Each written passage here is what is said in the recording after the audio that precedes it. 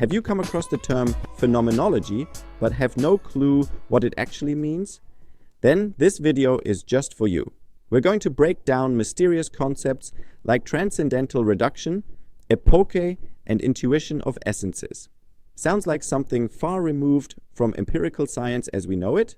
Exactly, and that's what makes this topic so fascinating. But don't worry, I'll explain phenomenology in a way that's easy to understand, showing you how this school of thought and its methodology can be applied beyond dense philosophical texts. And now, without further ado, welcome to Shribe. The philosophy behind phenomenology. Phenomenology as a philosophical discipline emerged in 1900 with the publication of Logical Investigations by Edmund Husserl, a foundational work that established phenomenology as a distinct methodological approach to studying consciousness. In this work, the philosopher introduced a novel method for examining and exploring consciousness. It was a real game changer. At the time, psychology was still a young discipline claiming to study consciousness scientifically. To understand why Husserl's approach was so radical, we need to consider the dominant paradigm of psychology at that time. Psychology was heavily influenced by positivism, the empirical study of psychological phenomena modeled after the natural sciences. While this remains the dominant approach in psychology today, it's far less dogmatic than it was back then. If you want to learn more about positivism and how it differs from other epistemological positions, check out my tutorial on ontology, epistemology, and methodology. Phenomenology fundamentally opposes the positivist mindset, which is why Husserl's ideas caused such an uproar. Husserl's main issue with the prevailing natural science approach was that it entirely ignored the perceiving subject. Yet, things can appear differently to different individuals depending on how their consciousness presents them. Phenomenology struggled to gain acceptance at first and still holds something of an outsider position today.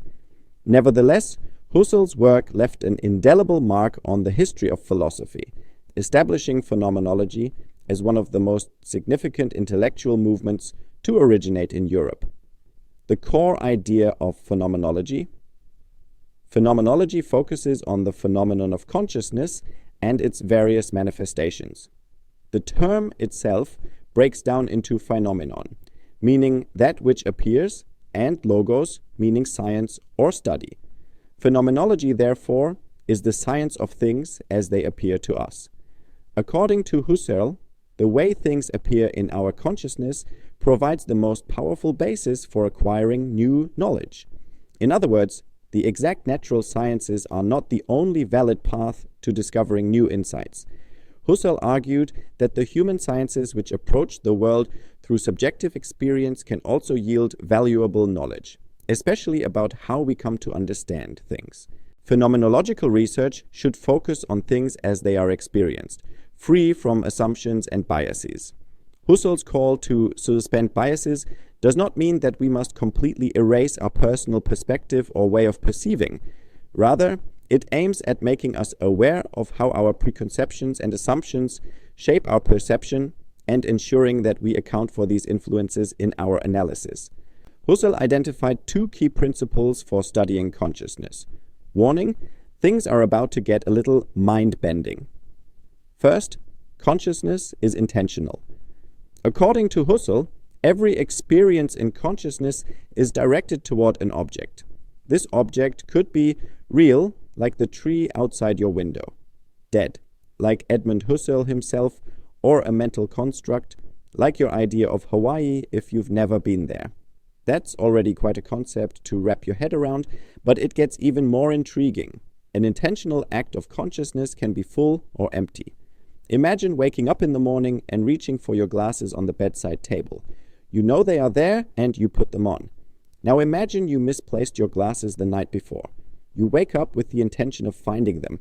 A disheveled, half-awake person stumbles around the apartment blindly feeling for objects. An absurd scene, right? But when you understand empty intention, the act of searching for an object vividly present in your mind, but not in your immediate perception, it suddenly makes perfect sense. Second, consciousness is separate from sensory perception. The second fundamental principle of phenomenology states that sensory perception and conscious experience are distinct. When we feel or see something, we process it in our consciousness. This much is clear. Consciousness functions as the operating system that processes sensory input. But we can also perceive things in entirely different ways. Imagine you're in the shower and out of nowhere you have a brilliant idea. Where did it come from? There was no external stimulus or sensory experience that triggered the thought. This means consciousness can be a medium for both sensory and non-sensory experiences. If we truly want to study consciousness, Husserl argued we must internalize both of these principles. Before we dive into the next part, don't forget to give this video a like and subscribe if you're enjoying the content. It really helps me out a lot. The Phenomenological Method. So, how exactly do we study consciousness?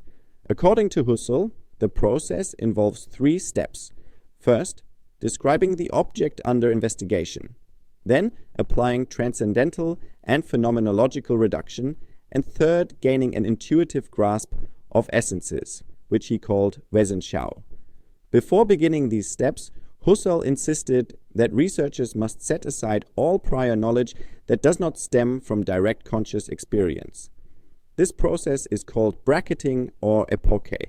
The first step involves describing the experience of the object in as much detail as possible from the perspective of the experiencing subject. In phenomenology, the researcher and the subject of research are often the same person, meaning the philosopher records their own experiences. When applied in social sciences, phenomenological methods typically use interviews. As a researcher, your goal is to elicit the most detailed description of the subject's experience.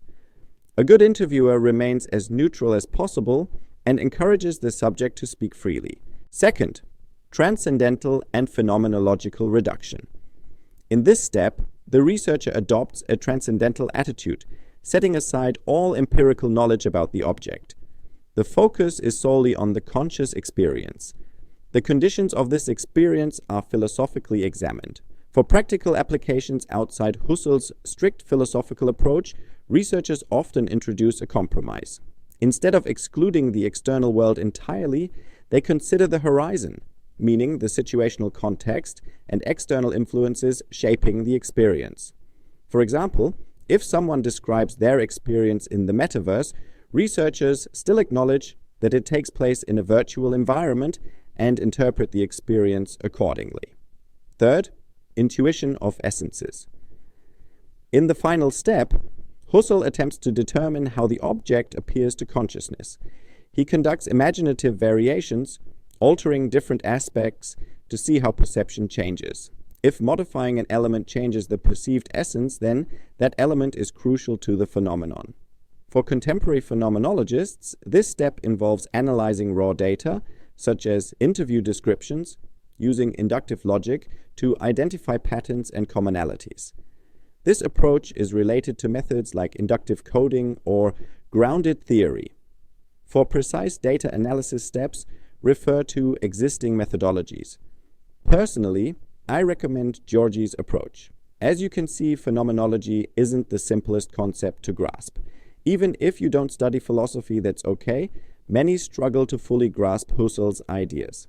Don't be intimidated by Husserl's complex language and terminology. If you're interested in the methodology, which offers an exciting alternative to conventional empirical methods, I recommend starting with secondary literature such as Georgi et al. And simply trying it out. Learning by doing.